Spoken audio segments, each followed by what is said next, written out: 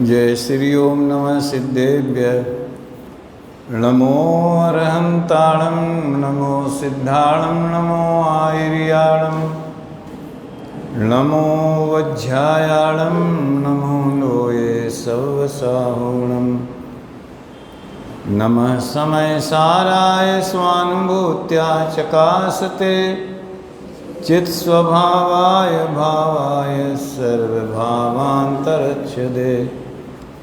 अनंत धर्मणस्तत्त्वं पश्यन्ति प्रत्यगात्मनः अनेकान्तमयी मूर्ति नित्यमेव प्रकाशताम् वन्दितु सर्वसिद्धे ध्रुवमचलमलोवमं गदिं पत्ते वोच्छामि समयपाहुड विणिमो सुई केवली वणिदम्।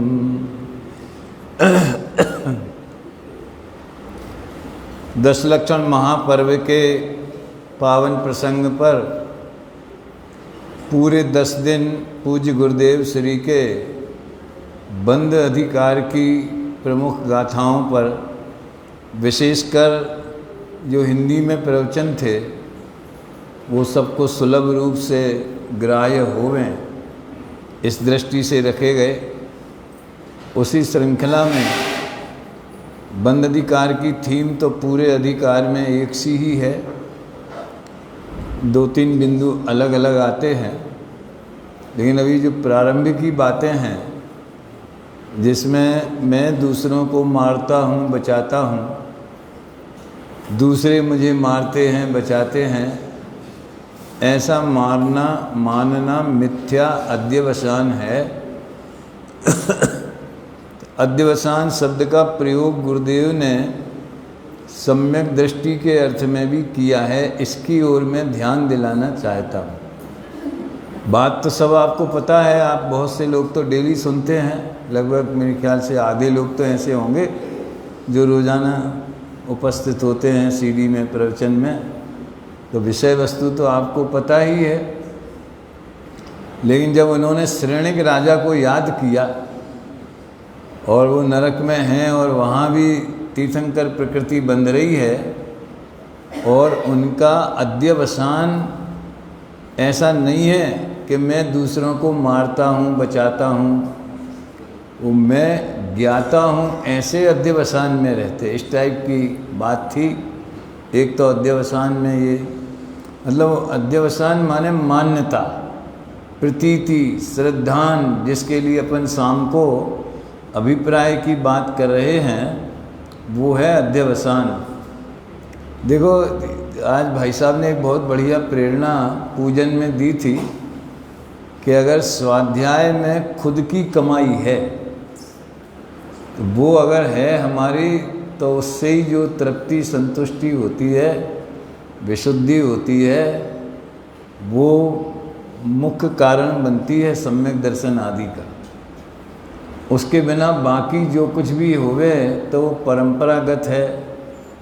जैसी कषाय की मंदता होगी, जैसी लेस्याओं की मंदता होगी, अशुभ की मंदता होगी तो अशुभ बंद मंद होगा, शुभ लेस्याएँ होगी तो शुभ बंद होगा। तो कहने का आशय ये है कि हमारी सभी धार्मिक क्रियाओं को प्राणवंत बनाने वाला, जीवंत बनाने वाला यदि कोई विधि है उसकी तो ये स्वाध्याय है। दूसरी बात कि अज्ञान के बारे में एक शब्द आया कि मैं दूसरों को मारता हूँ बचाता हूँ, सुखी दुखी करता हूँ, दूसरे मुझे मारते बचाते हैं, सुखी दुखी करते हैं, ऐसा मानना निश्चय से अज्ञान है। टीका में तो आया था कि ध्रुव रूप से अज्ञान है। अब ध्रुव तो अपना त्रिकाली भगवान आत्मा है, अज्ञान भी ध्रुव होता क्या है? अज्ञान तो अज्ञान है, वो तो क्षण नश्वर है। तो जो निकट भव्य जीव है उनका तो बहुत जल्दी नष्ट होने वाला है, बाकी जिसका जब होने वाला है तो वो तो पराश्रित विकारी परिणाम। ध्रुव कहाँ से हो गया? तो आप ध्रुव शब्द के प्रयोग देखिए, ये मैं कहना चाहता हूँ। कि ये मान्यता तो सर्व क्षेत्र में और सर्व काल में, 3 काल और 3 लोक में जिस जीव की ये मान्यता है, वो मान्यता में अज्ञानपना शाश्वत है। तो मुझे एक विचार आया, उन्होंने तो निश्चित शब्द भी बोला था, और गुरुदेव ने शायद निश्चय से अज्ञान है।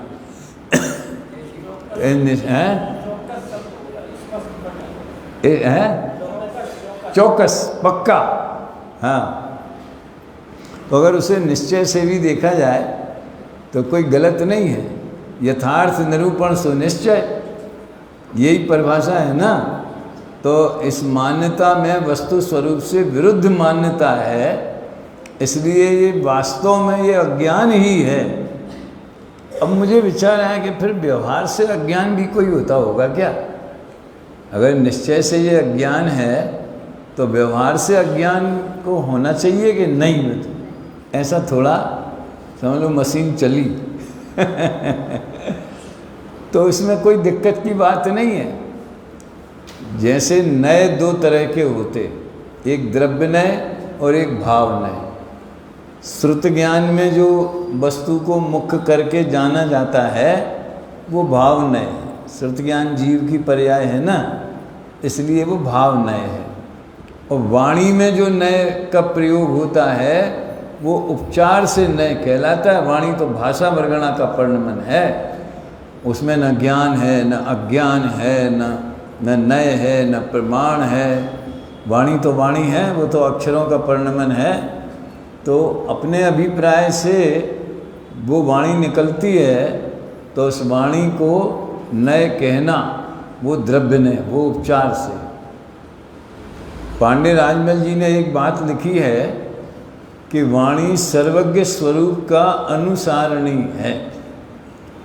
शायद 5वीं कलश की टीका में है मेरे ख्याल से ये, या 4थे कलश की में, उभय ने विरोध ध्वंस निस्यात पदांके। तो वहाँ उन्होंने एक प्रश्न उठाया पांडे राजमल जी ने कि वाणी तो पुद्गल है और द्वाद सांग ज्ञान होना कोई अपूर्व वस्तु नहीं है, ऐसा भी बोला। और वाणी तो पुद्गल है, उसका आश्रय करने का क्यों कहते हो? तो इनका वाणी सर्वज्ञ स्वरूप अनुसारणी है। कौन सी वाणी? दिव्य ध्वनि की बात है, जिनवाणी की। तो कैसे सर्वज्ञ स्वरूप? उसको पता ही नहीं है सर्वज्ञता क्या होती है, हैं? और वो मैं वाणी हूँ, मैं जड़ हूँ, ये भी उसको पता नहीं है।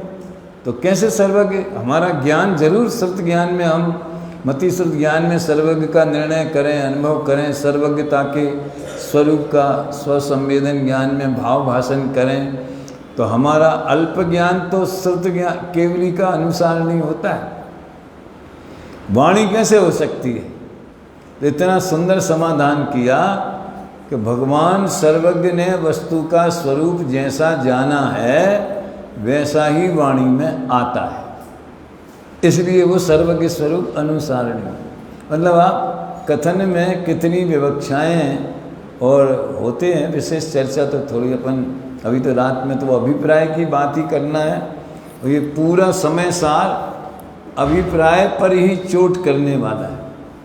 ये गुरुदेव को इसलिए इतना भाया कि इसमें वस्तु तत्व की यथार्थ निरूपणा और सम्यक दर्शन के लिए जो यथार्थ तत्व निर्णय होना चाहिए और सम्यक दर्शन का विषय अभेद एक ज्ञायक भाव का अनुभव, वो सब मैटर इसमें है। पूरा रॉ मटेरियल सम्यक दर्शन के लिए जो चाहिए है वो समय सार में, इसलिए उनको इतना। आज अपन ने प्रशस्ति में भी पढ़ा था ना कि 45 वर्षों तक 19 बार प्रवचन किए और जो प्रशस्ति में जो बात आई थी कि सीमंदर भगवान की वाणी का ये सार समय सार है और गुरुदेव को प्राप्त हुआ। तो गुरुदेव ने आज अपना थोड़ा सा हल्का इशारा वो भी किया था, सुना होगा आप लोगों ने। कहाँ से आए थे? संस्कार लेकर आए थे, भगवान के पास से आए थे, हैं? ये देखो, इस तो आना जाना तो जीवों का इधर से उधर तो होता ही रहता है।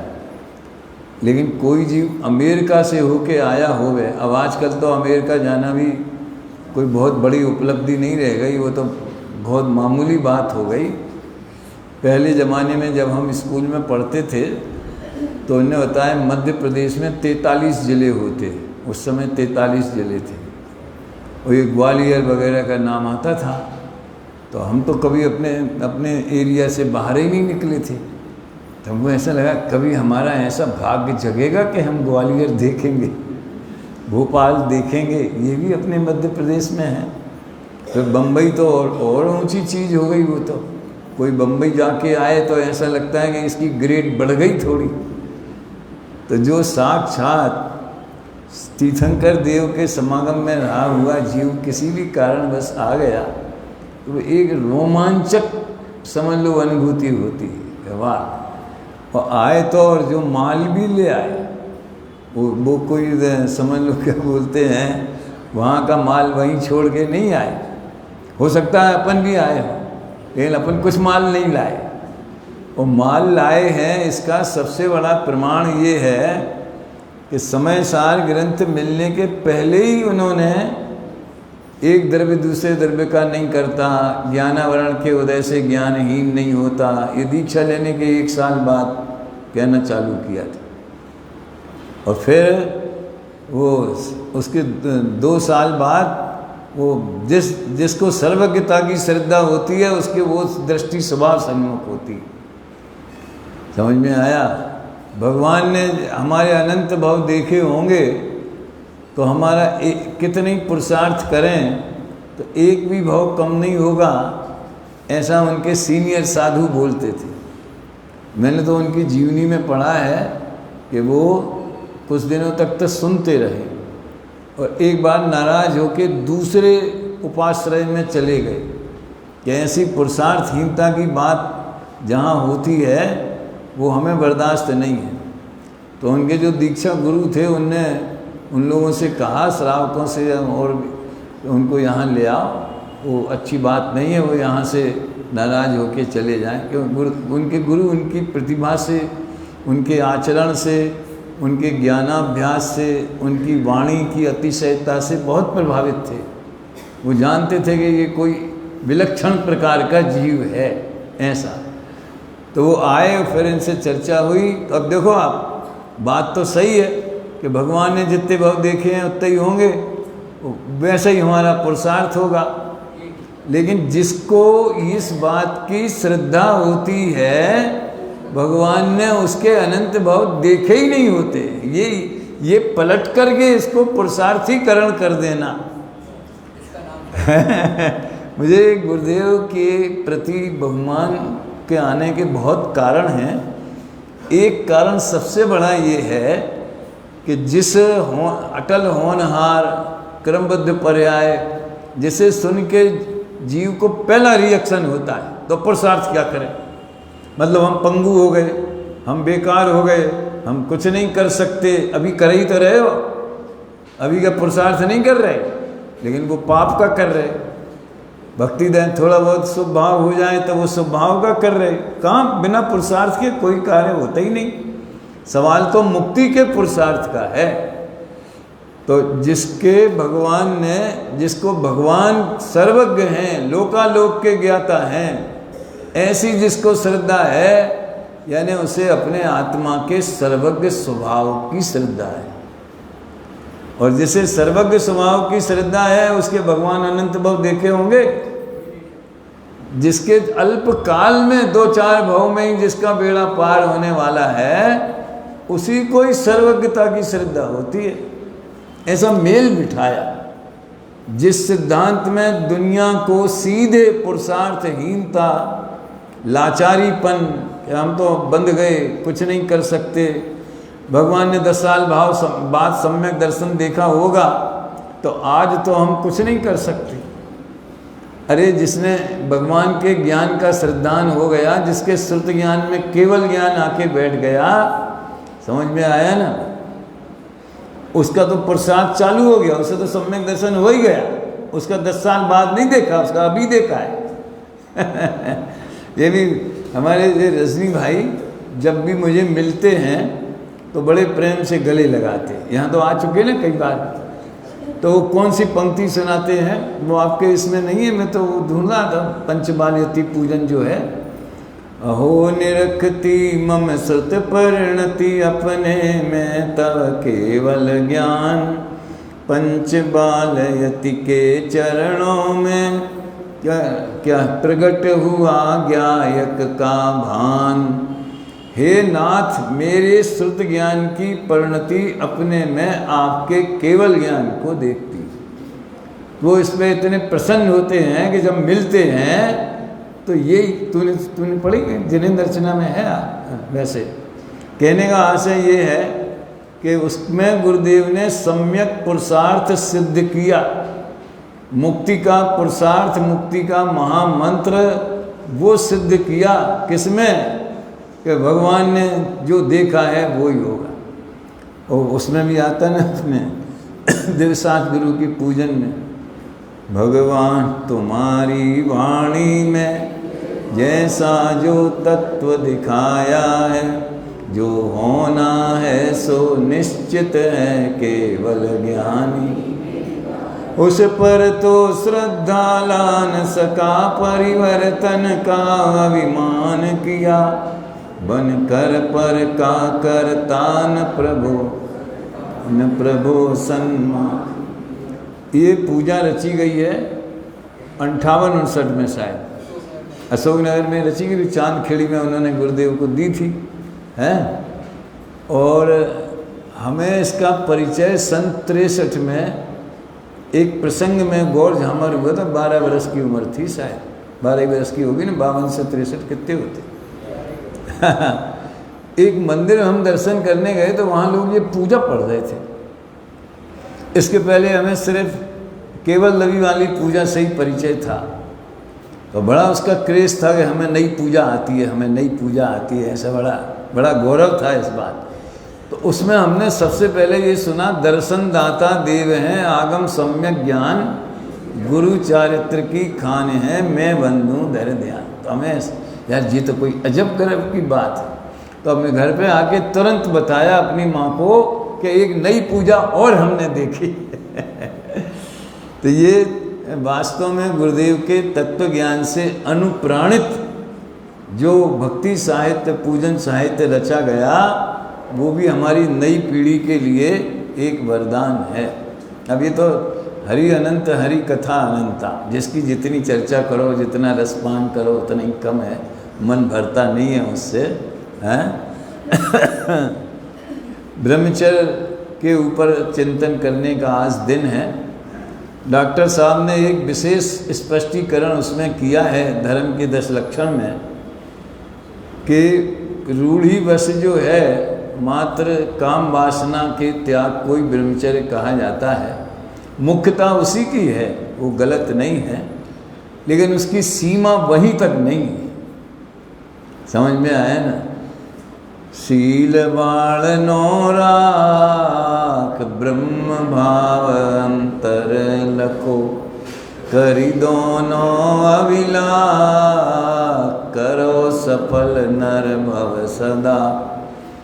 निश्चय व्यवहार दोनों बता दिए। शील बाण, शील का सुरक्षा के लिए, यानी जो कामोत्तेजक प्रसंग हैं उनसे बचते हुए 9 वाण बताई।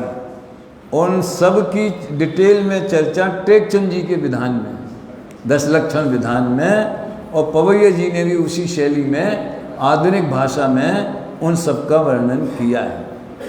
अब ये नारी की सैया पे नहीं बैठना, कामोत्तेजक भोजन नहीं करना, पूर्व रतानुस्मरण नहीं होना, इत्यादि इत्यादि, यानी 9 ऐसे उन्होंने नियम बता दिए कि जो इस व्रत के धारी हैं, इसकी सुरक्षा करना चाहते हैं, उनका बाड़, यानी खेत में जैसे बाड़ लगाते हैं ताकि अंदर पशु वगैरह न आ जाएं, ऐसे कुशील अपने अंदर प्रवेश न करे, उसके लिए ये बाड़ उसमें कही गई। तो अकेले स्पर्शन इंद्री के विषय का त्याग होना और उसमें भी एक विशेष भोग क्रिया का त्याग होना, इतना ही ब्रह्मचर्य की सीमा नहीं है। हमें ये हवा बहुत अच्छी लग रही है पंखे की, पसीना आता है ना तो चिप आता है तो मन नहीं लगता, तो ये हवा अच्छी लग रही है। दोपहर में गर्मी बहुत पड़ती है तो हम एसी चला लेते हैं, ठंडी हवा अच्छा लग रही है। सर्दी के दिनों में दिसंबर में जहाँ कड़कड़ाती ठंड पड़ती है और धूप निकल आए तो धूप में बैठने में थोड़ा अच्छा लगता है। ये सब स्पर्शन इंद्रिय के विषय और ये सब ब्रह्मचर्य के घातक है। इसका बहुत व्यापक, अंदर में ब्रह्म भाव अंतर लखो, अंदर में ब्रह्म भाव, ब्रह्म शुद्ध चैतन्य, शुद्ध ब्रह्म परमात्मा, शब्द ब्रह्म जिन वाणी, शुद्धातम साधक दशा नमु जोर जुग पाणी। तो शुद्ध ब्रह्म को अंतर में लखना तो परिणति में उत्तम ब्रह्मचर्य प्रकट होता है। और लखना माने जानना, श्रद्धा करना, लीन होना, ये सब उसमें शामिल है। तो अगर परिणति बाहर निकली यानी कुशील पने का जन्म हो गया। ये विचित्र बात। दो आगम के प्रसंग बताना चाहिए तो पुण्य पाप अधिकार अपन ने इसमें ही पढ़ा था, हैं? जो संसार में प्रवेश कराता है उसे सुशील कैसे कह सकते हैं? जो संसार में प्रवेश कराए, जैसे 145 गाथा, शुभ कर्म सुशील है, अशुभ कर्म कुशील है, ऐसा लोग मानते हैं। लेकिन जो संसार में, और देखो ज्ञानी की भूमिका में होने वाले स्वभाव की बात जुदी है। कभी कभी गुरुदेव ऐसा भी बोलते हैं कि असली शुभ तो ज्ञानी को ही होता है, ज्ञानी के सब भाव ज्ञानमय हैं। तो असली उत्तम पुण्य या कहा जाए क्वालिटी का, और जिसे वास्तव में प्रशस्त कहना चाहिए, वो तो ज्ञानी को ही होता है। मिथ्या दृष्टि को महा अशुभ बैठा है तो उसके शुभ की कीमत क्या है? इसलिए उसके अशुभ ही है। अज्ञानी के सब भाव अज्ञान में। तो वो कहते हैं कि ये अज्ञानी के जो पुण्य है, अज्ञानी के भी पुण्य में मिलता क्या है? भोग सामग्री मिलती है। समझ में आए ना? अब बहुत ऊंचा पुण्य हो जाए, सर्वार्थ सिद्धि में चला जाए तो भोगों की वृत्ति ही नहीं होती है, तो भी संयम नहीं होता है। तो सामान्य कथन है कि पुण्य के उदय में भोग सामग्री मिलती है, तो उसका लक्ष्य जीव करेगा तो क्या होगा? पाप होगा ना। भोग पुण्य फल हो एक इंद्री, क्या इसमें लाली, कुतवाली दिन चार वही फिर खुरपा और जाली। वो मंगतराय जी की 12 भावना में है शायद, मंगतराय जी की 12 भावना। अच्छा ठीक है। तो ऐसा, और इसमें तो आया है शायद, ये कौन से ग्रंथ में आया है जिसका नियम सार में भी उल्लेख है कि पुण्य से वैभव होता है? योग सार, वैभव से मद होता है, उससे पाप होता है। हे प्रभु ऐसा पुण्य हमें ना होवे। अच्छा देखो, अपन लोग जो है, जिन समझ लो ये सुगंध अपने अंदर स्वाद में गुरुदेव के तत्व ज्ञान की है, बड़े प्रेम से अपन ने 10 दिन पूजा भक्ति करी, यथाशक्ति एकासन उपवास भी किए, जिसने भी जो किया हो, ये सोच के करते हैं कि हमें पुण्य करना है, पुण्य कमाना है, इसलिए करना। ऐसा विकल्प आता है कि आधा घंटे ज़्यादा पूजा करेंगे तो थोड़ा ज़्यादा पुण्य हो जाएगा, आज उपवास कर लेंगे तो थोड़ा ज़्यादा पुण्य। क्यों करते हैं? पुण्य कमाने के लिए नहीं। पुण्य तो बनेगा, उसको तो रोक नहीं सकते। वो पता नहीं कौन से परमाणु आते, किस कलर के हैं, कौन सी प्रकृतियों वाले हैं, क्या फल देने वाले हैं, ये तो अपने को कुछ पता नहीं। लेकिन अपना उस तरफ लक्ष्य ही नहीं रहता है कि इससे हम पुण्य बांधने के लिए या पाप से बचने के लिए भी ऐसा भी विकल्प नहीं आता, नेगेटिव भी नहीं कि हम 1 घंटे मंदिर में रहेंगे तो कम से कम घर की झंझटों से तो मुक्त रहेंगे, ऐसा भी विकल्प नहीं आता। कैसा आता है? बस हमारे रुचि में शामिल है कि ये पंच परमेष्ठी हमें प्रिय हैं, ये हमारे आदर्श हैं, ये हमारे पूज्य हैं, तो इनका समागम करना है। मगर हमारा लक्ष्य उनके गुणों और वीतरागता की ओर ही रहता है और वो ही रहना चाहिए। अब वो भाव शुभ है तो होता रहेगा, उससे बंद होता है तो होता रहेगा ना। हमें बंद की उससे चाह है ना इनकार है, हो गया तो हो गया। जब तक वीतराग नहीं होंगे तब तक यही दशा तो हो नहीं। समझ में आया? बड़ा सुंदर चित्रण है। तो एक तो सभी इंद्रियों के विषय सेवन में ब्रह्मचर्य का घात होता है। और स्पर्शन इंद्री के भी हल्का भारी रूखा चिकना कड़ा नरम ठंडा गरम, समझ में आया ना। नरम नरम गद्दे नरम, और किसी को नरम में तकलीफ होती है तो कड़क लेते हैं, ये उसमें अच्छा लगता है। तो तखत पे चटाई पे सोने में भी अगर शरीर को अच्छा लगे बोलो भोग हो गया, जो अच्छा लगे सो भोग हो गया। तो ये बहुत व्यापक चीज़ है। पांचों इंद्री के विषयों में कुशील सेवन है। और एक बहुत उत्कृष्ट बात पद्मनंदी पंचविंशतिका में आई है, जिसे टोडरमल जी ने उद्धृत किया है, और शायद वो निश्चयाभासी प्रकरण में ही है मेरे ख्याल से। अपनी बुद्धि आत्मा को छोड़कर शास्त्र में जाती है, वो भी व्यभिचारिणी है। गजब, इससे ज़्यादा कठोर बाण क्या हो सकता है। समझ में आया ना। अपने में रमना वही ब्रह्म है, अपने में रमना। तो अपना तो ज्ञायक भाव है, और बाकी तो सब जिनवाणी भी पर है, पंचपरमेष्ठी भी। देखो ये तत्व के स्वरूप की बात है। आचरण में तो जो हमारी भूमिका है वही होगा राजेश जी, घबराना नहीं है। आचरण में जो है वो तो होगा ही, पर उसके बारे में हमारी समझ कैसी होनी चाहिए। तो टोडरमल जी ने लिखा है, जो लिखा है वो तो ठीक है, समझ में आया ना। परंतु शीलवती स्त्री पति के घर में रहे तो ये उसकी शोभा है। कदाचित पिता के घर में भी चली जाती है, रिश्तेदारी में अन्य रिश्तेदारों के यहाँ भी चली जाती है, तो उसमें कोई दिक्कत की बात नहीं है। ऐसे अगर हमारी परिणति पंच परमेष्ठी के आराधन में, उनकी शरण इत्यादि में जाती है तो व्यवहार से निंदनीय नहीं है। लेकिन अपने घर में तो नहीं रही ना, आखिर वो बात तो पक्की है। समझ में आया ना। आपका बेटा भोपाल में सर्विस करे चाहे अमेरिका में सर्विस करे, और सर्विस ऐसी है कि छुट्टी मिलती नहीं, दिवाली के दिन भी छुट्टी नहीं होती, रक्षाबंधन के भी छुट्टी, तो मजबूरी में 15 अगस्त 26 जनवरी की देना पड़ते हैं, साल में 15 दिन की मिलती। समझ में आया ना। तो आपको चाहे वो बीना में रहे चाहे भोपाल में रहे, अगर घर ही नहीं आवे तो क्या फर्क पड़ा। वो 10,000 मील दूर है कि 100 मील दूर है, इससे क्या फर्क पड़ा।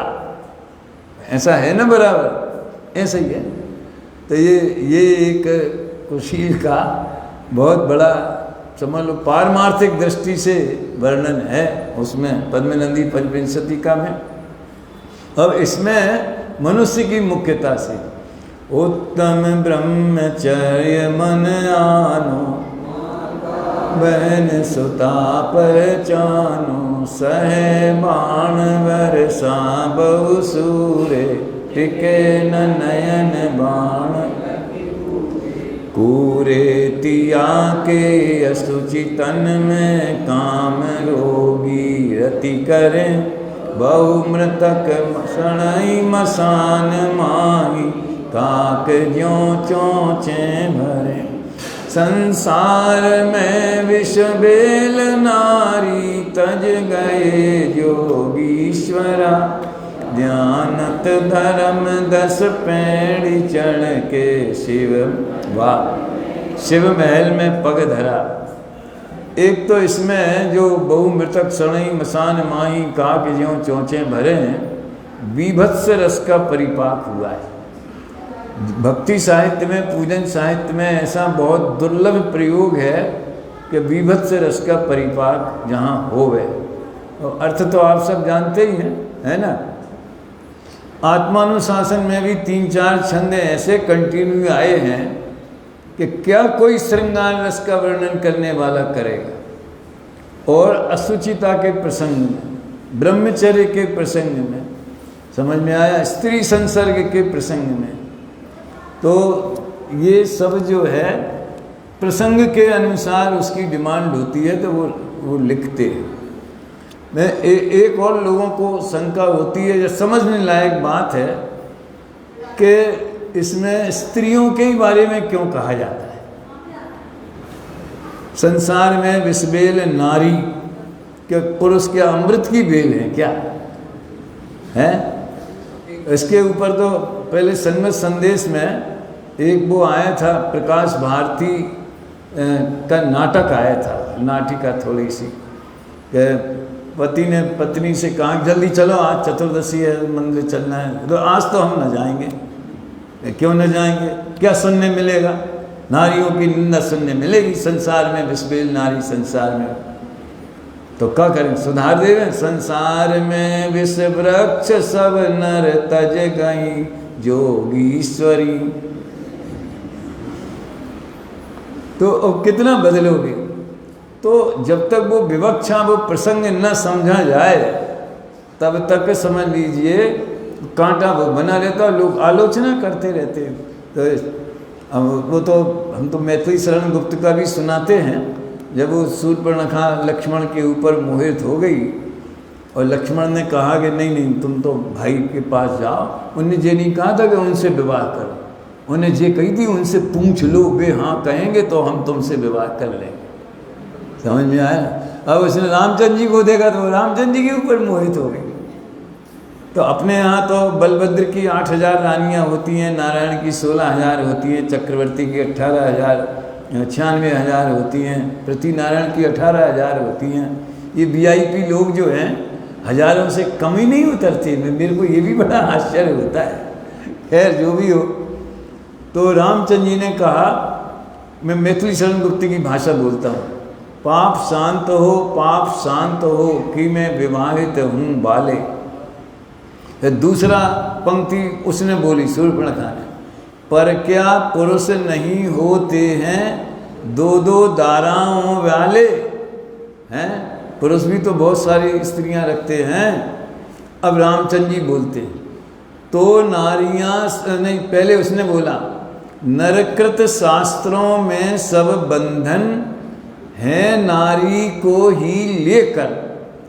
कपड़े ऐसे नहीं पहनना चाहिए, वैसे नहीं पहनना चाहिए, श्रृंगार नहीं करना चाहिए, सड़क अच्छे से निकलना चाहिए, रात में नहीं निकलना चाहिए। आजकल ये जब से वो कौन सा कांड हुआ था दिल्ली में, निर्भया कांड, तब से ये बात बहुत चली मीडिया में, समाज में, अखबारों में, कि बेटे की चिंता क्यों नहीं करते हैं कि वो रात में 2 बजे आया तो कहाँ था। बेटी की चिंता जरूर करते हैं। उसके कारण हैं, कुछ गलत भी हैं, कुछ सही भी हैं। समझ में आया ना? उसमें मैं ज़्यादा वो फिर वो लैंड ट्रैक चेंज हो जाएगा, इसलिए मैं नहीं जाना चाहता। वो मीमांसा अलग है, लेकिन जितनी चिंता हमें बेटियों के शील संरक्षण की होती है, उससे कम चिंता बेटे के शील संरक्षण की नहीं होनी चाहिए, और बल्कि वो ज़्यादा होनी चाहिए। समझ में आया ना? तो इसलिए उसको संस्कार दे रहे हैं, उसको आध्यात्मिक वातावरण दे रहे हैं, बचपन से ही उसको ऐसे वातावरण में रखें। तो नरकृत शास्त्रों में सब बंधन है नारी को ही लेकर, अपने लिए सभी सुविधाएं पहले ही कर बैठे नर। पुरुषों ने शास्त्र लिखे हैं, इसलिए स्त्रियों के बारे में प्रतिबंध लगा दिए। अब रामचंद्र जी की तरफ से जो जवाब मैथिली शरण गुप्त ने दिलवाया, तो तुम क्या चाहती हो? तो नारियां शास्त्र रचना कर क्या बहुपति का करें विधान? क्या चाहती? अब नारियां शास्त्र लिखें और लिखें कि स्त्री को तो एक ही पति होना चाहिए, शीलवती होना चाहिए, पुरुष को तो एक ही पत्नी वाला होना चाहिए, स्त्रियों को छूट है चाहे इतने पति रखें, ऐसा विधान बना दें। लेकिन पर उनके सतीत्व गौरव का करते हैं नर ही गुणगान। वो हमारे अरुण जी ने शायद किताब निकाली, वो अरुण जी बंड ने, कि 8 सतियों की कथा कहीं से निकली, शायद 8 सतियों की कथा। पुराणों में सतियों के नाम ज़्यादा आते। शीलवान पुरुष में एक सुदर्शन सेठ को ही आज भाई साहब ने याद किया था। जम्बू स्वामी ने तो विवाह कर लिया, लेकिन वो तो दूसरे ही दिन सवेरे दीक्षा ले ली, तो किया कि नहीं किया एक ही जैसा हो गया, क्या फर्क पड़ा। लेकिन सुदर्शन सेठ तो उनके तो बाल बच्चे भी थे, पुत्र भी था, लेकिन रानी ने ऑफर किया विषय सेवन का, तो कह दिया कि मैं तो नपुंसक हूँ। गजब, ऐसा कौन होगा दुनिया में, है? तो ये सब बातें अपने ग्रंथों में हैं और अपने लिए बड़ी प्रेरणादायक हैं। मैं अंत में फिर पंडित जी साहब का ये पढ़ूंगा। भगवती आराधना में एक बड़ा सुंदर प्रकरण है, उसमें जहाँ ब्रह्म, क्योंकि मैंने आपको मालूम भगवती आराधना की 2200 गाथाएँ हैं, सबका पद्यानुवाद किया है। वो पद्यानुवाद सरोवर में छपा भी है, समझ में आया। उसमें भगवती आराधना, लघु तत्व स्फोट और बार साणु वेखा, 3 चीज़ों का अनुवाद। क्या हुआ, पहले तो समझ लो स्त्री संसर्ग ऐसा है, स्त्रियों का स्वरूप ऐसा है, उनमें संयम नहीं रह सकते हैं, सब नेगेटिव बातें लिखी। और अंत में ये लिखा कि स्त्री की वो सर्वथा निंदनीय है, ऐसा नहीं समझना चाहिए। अनेक स्त्रियां आजीविका होती हैं, संयम धारण करती हैं, वे प्रशंसनीय हैं। तीर्थंकर जैसे पुत्र को जन्म देने वाली स्त्रीणाम शतानि शतसा जनयन्ति पुत्रान, ऐसी भी होती हैं, वे सब महिमावंत हैं, वे प्रशंसनीय, यानी दूसरा पक्ष भी उन्होंने साथ में रखा। अब भावुकता में आकर के वो निंदा करते रहे, समझ में आया ना। प्रसंग तो दूसरा है, लेकिन निंदा अगर स्त्री मात्र की करती है तो भाई साहब, ये मनुष्य लोक में हमें जो जन्म देने वाली माँ है वो कौन है? माँ की तो महिमा लोक में बहुत होती है। मतलब पत्नी भी स्त्री जाति की है, माँ भी स्त्री जाति की है, तो एक की तो पूजा करो और एक की निंदा करो, और संयम ले नहीं, खाली बातों में करो सब। ऐसा कैसे चलेगा? देखो, ये 2-3 पॉइंट थे आज के चिंतन में। पंडित साहब ने भी देखिए कितना सुंदर वर्णन किया है। उत्तम ब्रह्मचर्य अविकार, पूजो धर्म शिरोमणि सार, काम भाव दुर्गति को मूल, भव भव में उपजावे शूल, लहे न चैन करे कृत निंद्य,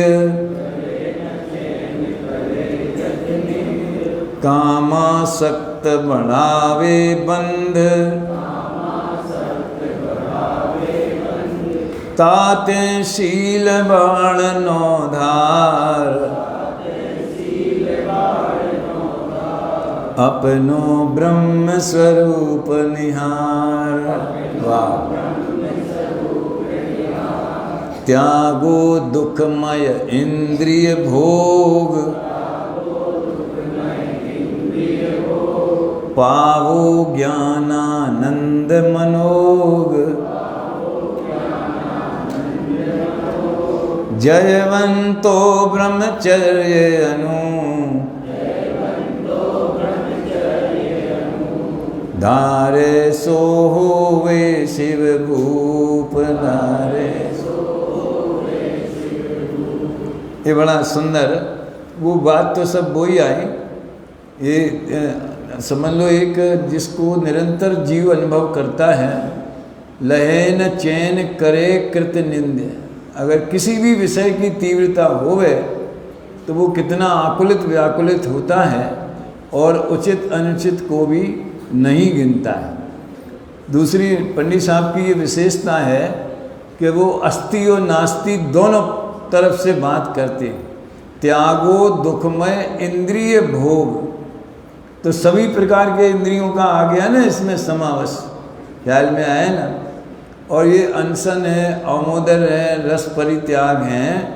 मैं तो समझता हूँ ये मुख्यतया जो 3 तप हैं, ये ब्रह्मचर्य को सपोर्ट करने वाले। रस परित्याग मतलब क्या? इंद्री रसना इंद्री पुष्ट होगी, इंद्रियों के जिसको पसंद होगा मन स्वादिष्ट भोजन, बढ़िया घी तेल वाला, बढ़िया मिर्च मसाले वाला, तो उसमें और भावनाएं भड़कती हैं और कामनाएं भड़कती हैं। तो इंद्रिय भोग के त्याग की, लेकिन त्याग करके करें क्या? क्या करें? पाओ ज्ञानानंद मनोग, उसकी आराधना करो। जैसे मान लीजिए आज प्राय अधिकांश लोग निवृत्ति से रहते हैं। मेरे एक मित्र ने लिखा है, वो डेली जो रईघु कवि हुए अपभ्रंश के। उनने 10 धर्म के बारे में बहुत सुंदर रचना की है और वो रईहू कवि की वो देते हैं वो छंद और उसका अर्थ वगैरह, डॉक्टर रजनीकांत दिल्ली वाले। तो उसने क्या लिखा, कल मेरे सोशल मीडिया का त्याग है, ऐसे कल लिखा था कि कल मेरे सोशल मीडिया का त्याग है। जानते social media, WhatsApp, YouTube, Twitter और न जाने क्या क्या है। इसलिए मैं कल वाले ब्रह्मचर्य धर्म की चर्चा आज ही भेज रहा हूँ। सोचो, और ये तो मैंने बताई था, तो वो अहमदाबाद में उन्होंने कहा जो बच्चे मोबाइल का त्याग करेंगे उन्हें पॉइंट देंगे, ये वो सब बताया था। लेकिन मैं ये कहना चाहता हूँ, सोचिए कि हमने मान लीजिए आज दुकान बंद है, आज भोजन नहीं करना है, तो करना क्या है ये ज़्यादा सोचना चाहिए। तुम्हारी बंदे के खुलिए प्रदीप समझ में आया ना।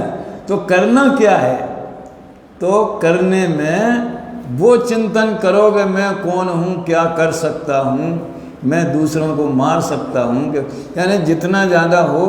अगर स्वरूप में लीनता तो खैर बहुत हाई क्लास की बात है, लेकिन स्वरूप संबंधी चर्चा जिसमें है, बहुत से लोग मेरे से पूछते हैं कि हम इस स्वानुभूति के सपोर्ट करने वाले कौन से ग्रंथ पढ़ना चाहिए। तो मैं एक तो स्वानुभूति दर्शन और द्रव्य दृष्टि प्रकाश, 2 चीज़ों को रेफर करता हूँ। उसमें सीधी द्रव्य दृष्टि प्रकाश में तो बस परिणाम गया और मैं यूं का यूं रह गया। ऐसा लगता है कि इसने तो ऐसे ध्रुव स्तंभ में ला करके हमें बिठा दिया है कि अनंत काल भी बाहर निकलने का रहे। जो बाहर निकले वो मैं नहीं। क्या राजेश जी, जो उपयोग बाहर जाता है, इंद्रियों का आलम्बन लेता है, परगेयों की ओर झुकता है, वो मैं नहीं। और जो मैं हूँ वो कभी अपने से बाहर जाता नहीं। एक स्लोगन बताया मैं, विराग शास्त्री ने बनाया, किसने बनाया स्टिकर में, जावे सो मेरा नहीं और मेरा सो जावे नहीं है। बोलो भैया, जो चला जाए सो मेरा नहीं और जो मेरा है वो कभी जाता नहीं।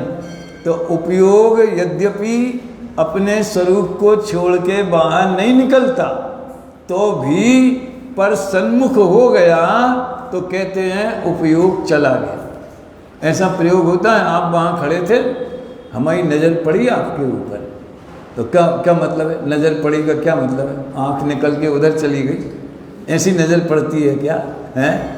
नज़र पड़ी का क्या अर्थ है? हमारी दृष्टि के विषय बन गए, हमने देख लिया, उसी को बोलते हैं नज़र पड़ी। कितने प्रयोगों में ये नज़र वाला प्रयोग होता है? कोई दंगा हो जाए तो कहते हैं स्थिति पर प्रशासन जो है या कड़ी नज़र रखे हुए, स्थिति के ऊपर कड़ी नज़र रखे हुए। तुम आप फाड़ फाड़ के देखते होंगे, टीवी में देखते होंगे, क्या जानकारी, वो ज्ञान के प्रयोग है सब। ज्ञान लेता रहता है जानकारी, तो और उस पर अलर्ट रहते हैं, तो कहते हैं हम कड़ी नज़र रखे हुए। ऐसे ही उपयोग पर में चला गया, चलो ठीक है, लेकिन जो पर में जाए वो मेरा नहीं। क्या है वो? अरे मिट्टी की काया बीच महकता चिन्मय भिन्न अति, सुबह शुभ की जड़ता तो दूर पराया ज्ञान। ये बता, ज्ञान पराया होता है? ज्ञान तो सदा आत्मा का ही रहता है, चाहे आत्मा से होता है, आत्मा के लिए होता है, उसके षटकारक आत्मा में होते हैं, तो पराया कैसे हो गया? अरे भारत में जन्मा भी अगर जासूसी पाकिस्तान के लिए करे, यहाँ की वो क्या बोलते हैं गुप्त जो दस्तावेज हैं उनकी फ़ोटो उन लोगों को भेजें, ऐसा कोई पकड़ा गया? शायद बहुत पकड़े जाते हैं। तो वो भारत का कहलाने लायक है कि भारत का शत्रु कहलाने लायक? भले भारत में जन्मा हो, लेकिन जिसकी निष्ठा भारत के प्रति नहीं, जिसकी निष्ठा दुश्मन के प्रति है, वो तो दुश्मन ही है। तो जो पर को अपना मानता है, पर में एकत्व बुद्धि करता है, ज्ञान भी करता है, श्रद्धान भी करती है, समझ में आया? जो पर में सुख खोजने के लिए भटकता रहता है, अपने घर को नहीं देखता है, उसको पराया नहीं कहें तो क्या कहें? सुबह सुबह की जड़ता तो दूर, पराया ज्ञान वहाँ पर की। चलो जो हुआ एक तो जैसे वो थोड़ा जो गुरुदेव बोलते हैं थोड़ा उसका भी मन चलता है, फिर जो अपने धर्म का तो प्रसंग अपन ने उठाया ही है। और प्रकरण तो समय सार का था कि समय सार विधान के ऊपर चर्चा करनी है, उसके भी मार्मिक स्थलों पर अपन देखते हैं। मैं आज ये 219 पेज पर जो जयमाला है थोड़ी सी चर्चा संक्षेप में इसकी करता हूँ। इसमें जो अमृत चंद्र के कलश हैं उन कलशों को ही उतारा गया है, और अंत में अद्वितीय जगत चक्षु, ये समय सार अद्वितीय जगत चक्षु है। इसके जैसा दूसरा कोई नहीं है दुनिया में।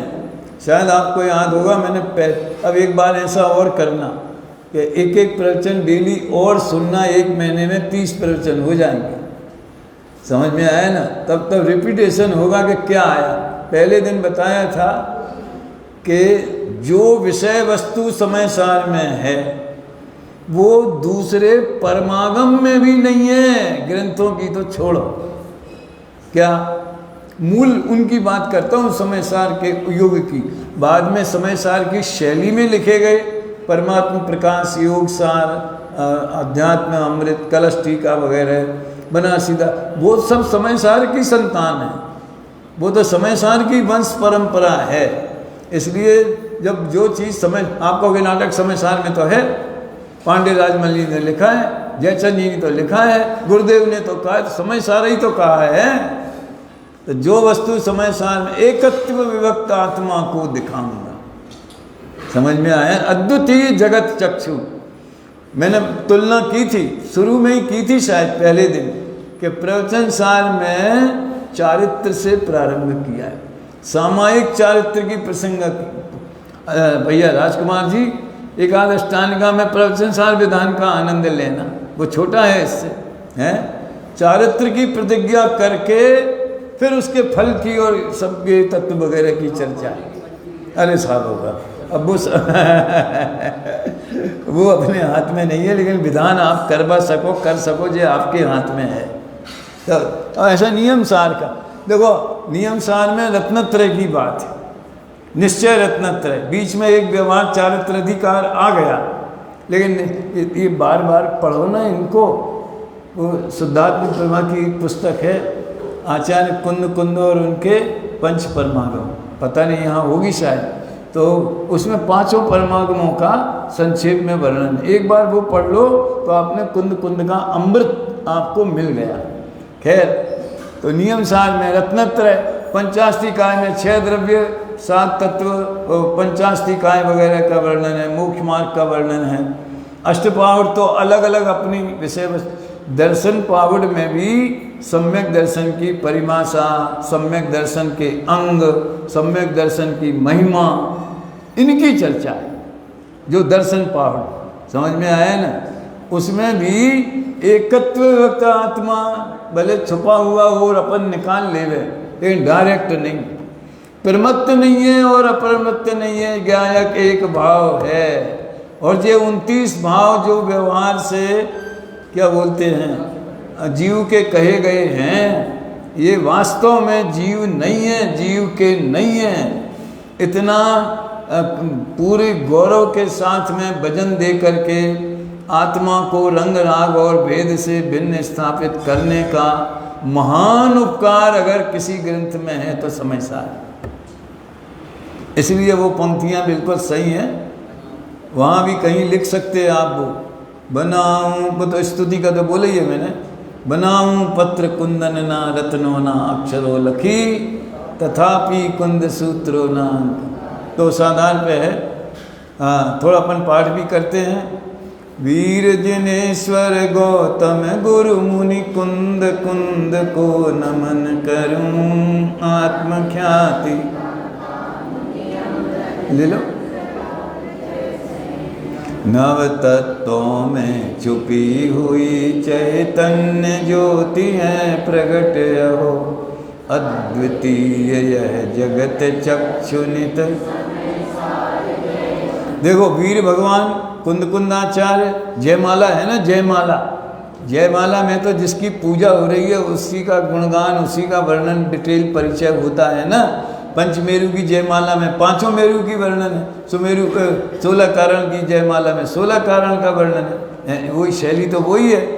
उनको वंदना करके समय सार की मूल प्रतिपाद्य विषय 9 तत्वों में, अपन ने पूजा में लिखा 9 तत्वों में छुपी हुई चैतन्य ज्योति दिखलाता, कुंद कुंद आचार्य कथित ये समय सार मन। देखो जब भी समय सार की याद आए तो एकत्व विभक्त शब्द याद दिमाग में आ जाना चाहिए। एकत्व ये माने अपने अखंड गुण पर्याय, पर्याय में भी पर्याय से एकत्व का मतलब उपाधि से एकत्व नहीं है। केवल ज्ञान और मति ज्ञान और श्रुत ज्ञान ये तो कलर हैं, जे उपाधि है। जो तो ज्ञान चेतनामयी जो परिणमता है सदा काल, वो है अपनी गुण। छठवां कलश में जो है ना एकत्व निश्चय गत, ये है।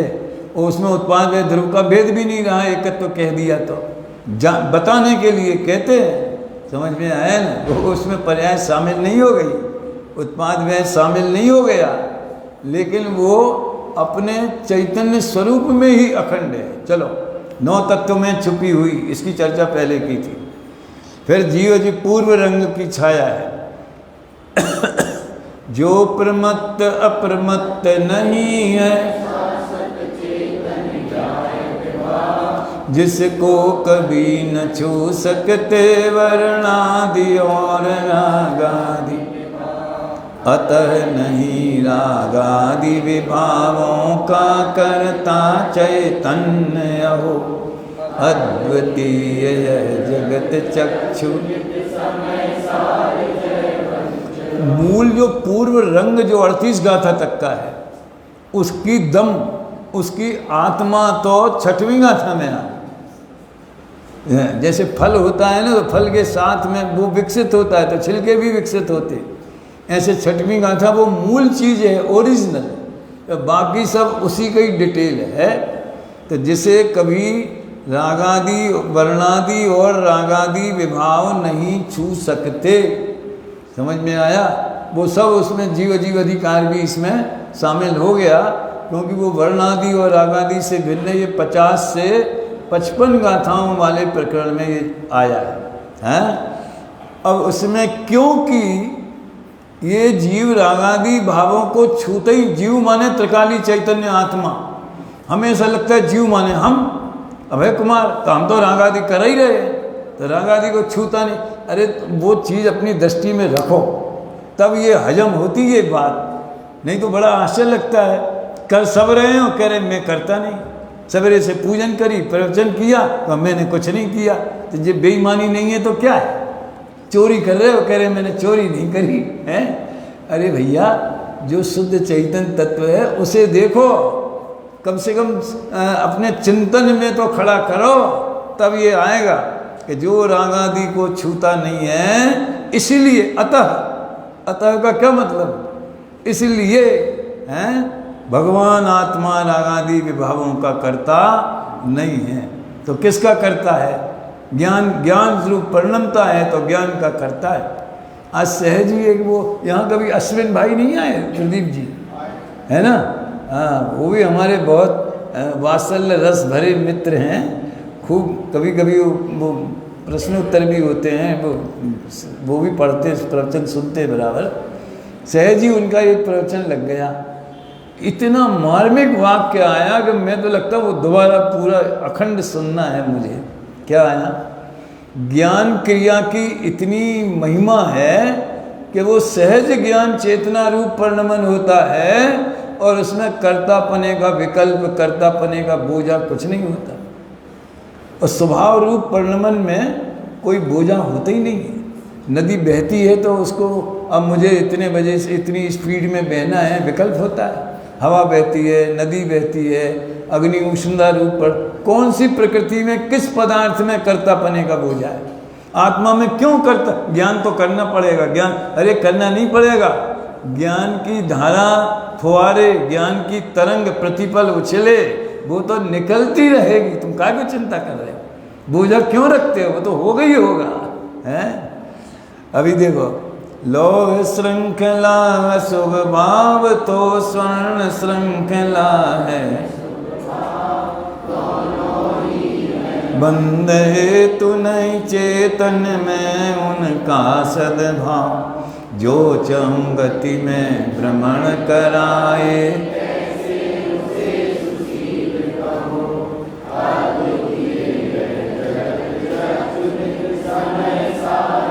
पुण्य पाप अधिकार का ये महामंत्र है। बाकी सब इसका विस्तार है। शुरू में ही आचार्य देव ने बता दिया, जो चार गति में कैसे कराता है? नरक में तो पुण्य नहीं ले जाता, अरे सीधे नहीं ले जाता, उसका भाई है ना, वो आता है बाद में। पुण्य ऐसी परिस्थितियां पैदा करेगा, अज्ञानी जीव की बात है, संसारी जीवों, वो ऐसी परिस्थितियां पैदा करेगा कि उसका जो दूसरा भाई है पाप, वो आएगा, तुम्हें इंद्रिय विषयों में लुभाएगा और कहेगा चलो अब तुम्हारे हेडक्वार्टर में ऐसा कहेगा। बहु आरंभ परिग्रह तुम नारकस्यायु से, आरंभ बहु परिग्रह का से होता है। गुरुदेव जो है, दादा की किताब जब उनने पढ़ी तो इस बात पे बहुत रीझते हैं। आप उनके निजराधिकार के प्रवचन सुनो तो देखो, ये जो परिग्रह है ना, पुण्य के फल से मिलता है, लेकिन 5 पापों में 5वां कौन सा है? परिग्रह। तो व्यवहार से इसे भी परिग्रह कहते हैं, सम निश्चय से तो मूर्छा परिग्रह है, व्यवहार से इसको परिग्रह कहते हैं, तो ये पाप ही है। पुण्यशाली वो सब पाप सामग्री मिलती है उनको, ऐसा लिखा है। द्रव्याश्रव से स्वतः भिन्न अरुभावाश्रव का हुआ अभाव,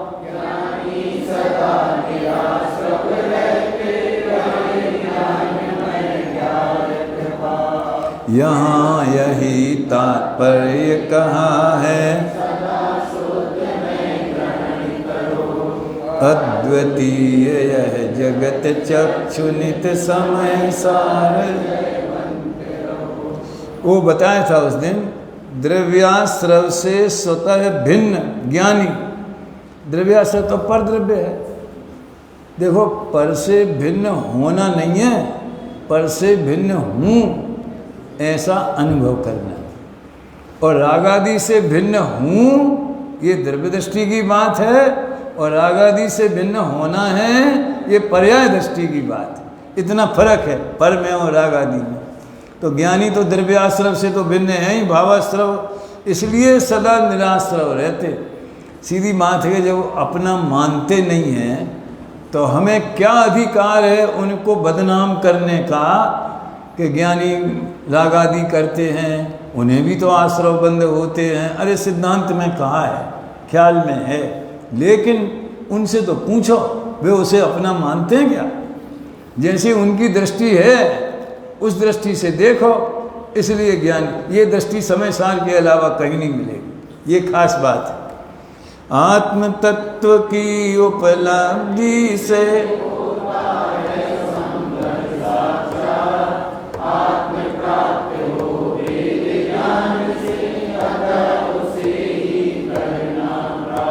भेद ज्ञान के उद्यम से ही शुद्ध तत्व उपलब्ध हो।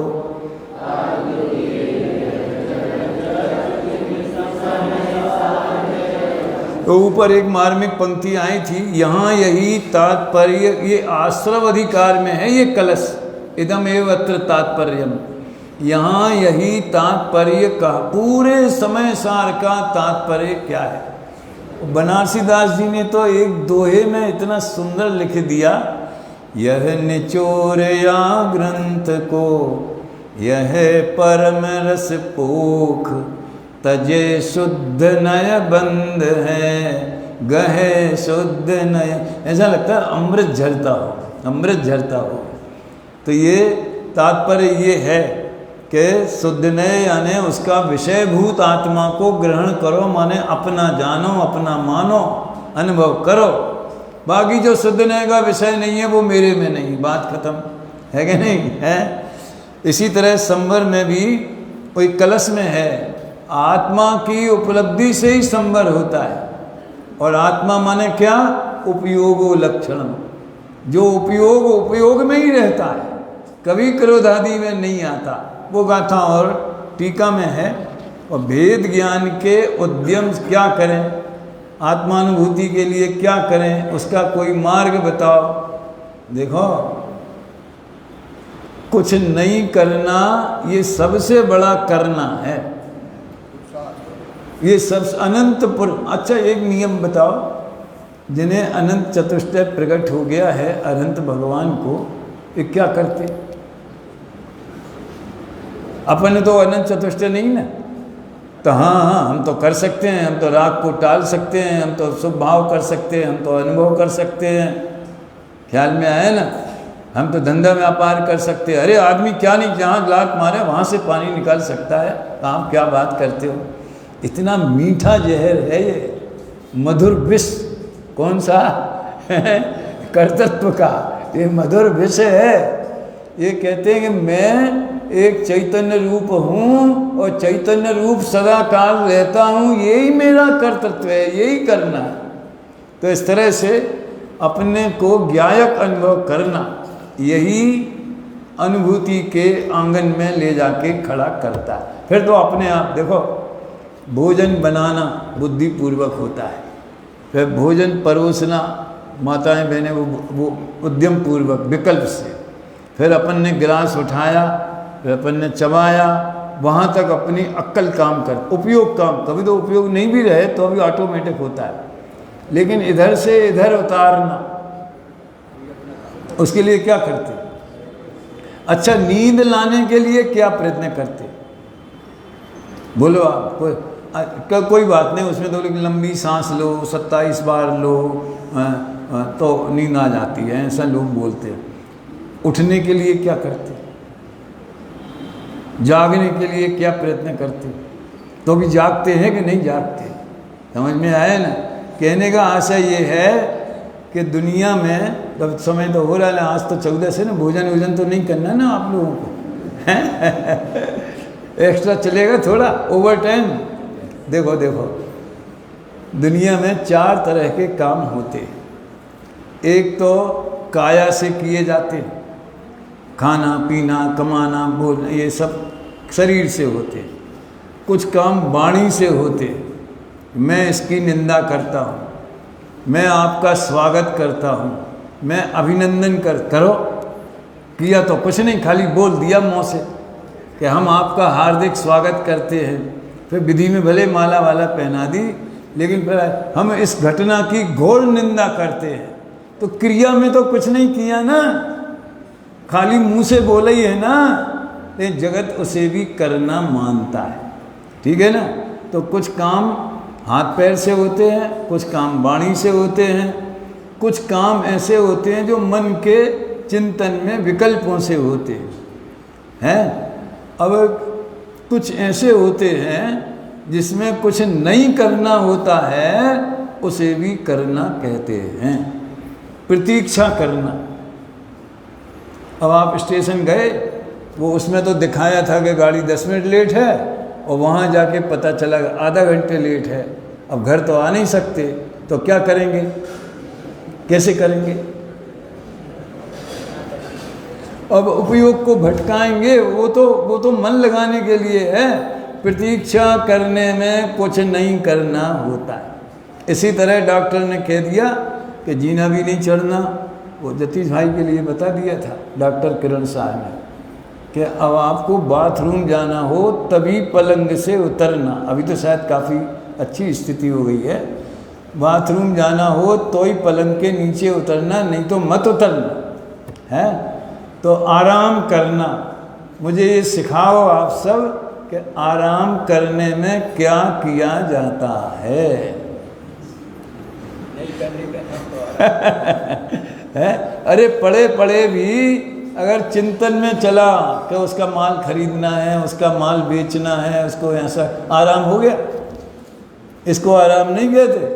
वस्तु विचार ध्यावते मन पावे विश्राम, रसवाद सुख उपजे ऐसा है भाई। तो ये इसमें से, इसी में से आया समझ।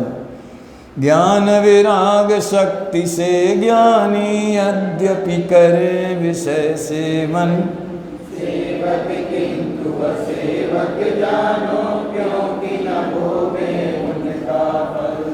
विपदाओं के लिए अपद जो वही एक पद स्वाध्याय हो, अद्वितीय यह जगत चक्षुनित। सरल है सब, वो तो मुझे झलक दे। इसमें निर्जन अधिकार है। ज्ञान और वैराग्य मैंने बताया था। आत्मज्ञान माने ज्ञान, और राग की रुचि नहीं होना वैराग। संयम में और वैराग्य में अंतर है।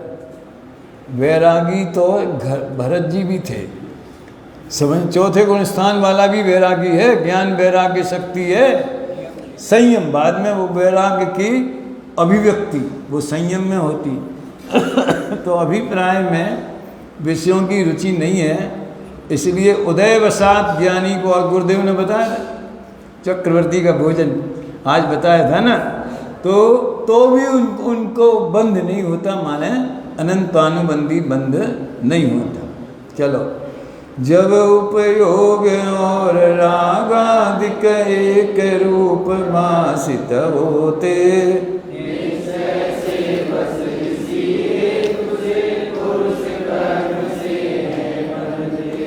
किंतु अरे स्वच्छंद प्रवर्तन कर्म बंध का कारण हो।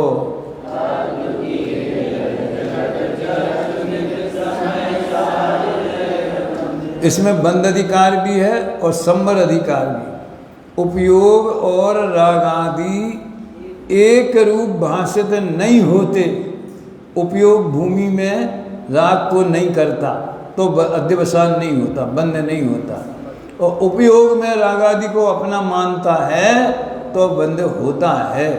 तो बंध का कारण इसमें बताया, तो भी ज्ञानी स्वच्छंद परिवर्तन नहीं करते। हम 2 दिन से देख रहे गुरुदेव के व्याख्यान में स्वच्छंद प्रवृत्ति का भरपूर निषेध आता है। अभी मोक्ष अधिकार प्रज्ञा चैनी द्वारा जो जन जीव बंध को भिन्न लखे, सावधान होकर पैनी प्रज्ञा चैनी ज्ञानी पठिते। सहज परम आनंद रूप रस युक्त परम उत्कृष्ट हो।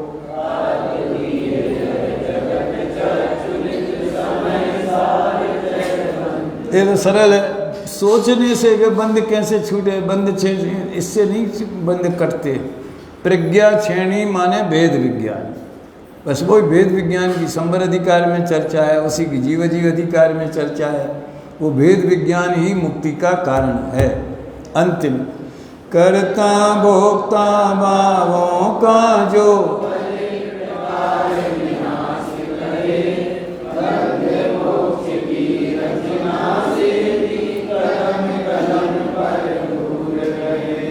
शुद्ध शुद्ध जो निर्मल निश्चल निज रस से भरपूर हो।